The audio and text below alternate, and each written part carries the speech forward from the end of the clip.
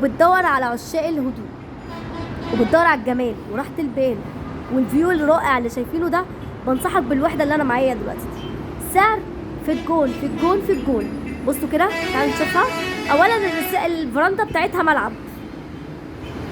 الشقة هنا اوضتين وريسبشن كبير، ريسبشن 3 قطع، تمام. وادي اول غرفة معايا، بس هي مش مكيفة، انا مش محتاجة تكييف الصراحة يعني، خلاص. وادي كده شاشة LCD، سفرة. تعالوا نشوف الحمام بتاعها. حمام دي بتعمل كام موجودة في اليوم؟ 1500.